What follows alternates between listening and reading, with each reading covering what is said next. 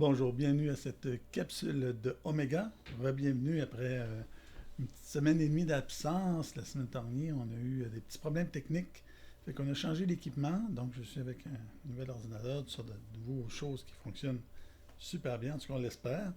Toujours est-il que c'était la semaine des pères. Bonne fête des pères à tous les papas qui sont là, qui nous écoutent aujourd'hui.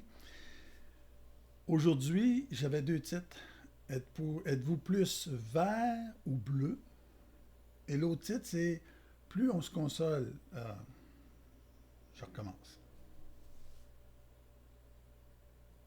Bonjour, bienvenue à cette nouvelle capsule de Oméga.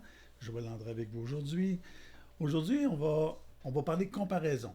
J'avais deux titres. Soit êtes-vous plus bleu ou plus vert? L'autre titre, c'est plus on se compare, plus on se console, plus on se compare, plus on se désole. Pourquoi c'est important de parler de ça? Pourquoi je reviens là-dessus? J'en ai parlé un petit peu la dernière fois, mais ici, je voudrais insister sur le fait que souvent, le malheur de nos vies ou le fait qu'on trouve nos vies plus pénibles ou moins pénibles, c'est qu'on est dans la comparaison. Et quand on se compare, tout dépendant à qui on se compare, eh bien, soit qu'on va s'amuser à mépriser les gens parce qu'on se compare et on dit ah, je suis bien mieux que lui, ou ben donc, on se compare puis on se sent inférieur à l'autre. Et ça, c'est des pièges. Parce que ce qu'il est votre barème, sur quelle base vous déterminez votre valeur. Et c'est très important. Avec certaines personnes, et ça c'est particulier, avec certaines personnes, quand on est avec certaines personnes, on dirait qu'on est plus vert, puis avec d'autres personnes, on est plus bleu. Qu'est-ce que je veux dire par là? Regardez bien ce qui suit. Vous avez vu? Donc, on y va. Autre image. Qu'est-ce que vous avez remarqué? Le fameux turquoise que je parlais. La première image, on a vu qu'on a comparé du vert, donc sûrement vous avez remarqué que le turquoise paraissait bleu. Et l'autre, on l'a comparé avec du bleu, et sûrement que vous avez trouvé que, et ça c'est l'œil qui fait ça, c'est normal, que là, le turquoise paraissait beaucoup plus vert.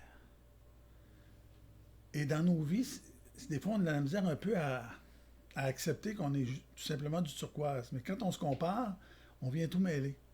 Et ça, c'est un danger. Pourquoi c'est un danger? C'est parce que on va donner du pouvoir à l'autre de déterminer qu'est-ce qu'on est. Comprenez-vous? Si j'ai des parents très, très, très, très, très exigeants, puis que je vois un autre que lui, ses parents sont pas exigeants du tout, du tout, du tout, ou que pour moi, l'excellence, c'est tellement important d'être tout le temps le meilleur, le meilleur, le meilleur, puis là, je vois quelqu'un qu'on dirait qu'il ne faut rien, je vais être très méprisant vis-à-vis de la personne qui fait rien. Puis l'autre qui me regarde, que lui, pour lui, tout, il s'en fout tout, il va trouver que moi, je suis vraiment un espèce de fou d'en faire autant. Pourquoi? À cause de la comparaison. Mais je peux-tu être qui je suis, tout simplement? Si je me compare à, je sais pas moi, à un super guitariste, mais je joue pas de guitare, c'est sûr que je me trouve pas, j'étais terrible.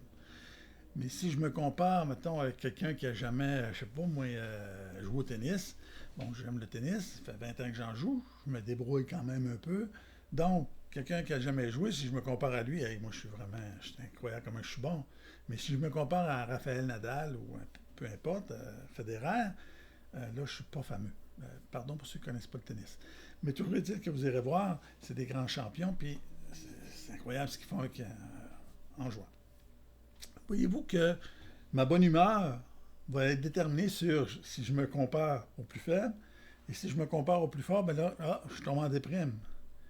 Pourquoi je ne peux pas juste être qui je suis, apprécier qui je suis, tout simplement? La comparaison, ça peut devenir vraiment un poison. Parce qu'on se regarde tout le temps, on regarde tout le temps autour de nous, mais on ne prend pas le temps de s'examiner soi-même. Et on est tout le temps en train de changer un peu d'idée de ce qui se passe en dedans de nous, comment on se sent, parce qu'on est toujours, toujours dans la comparaison.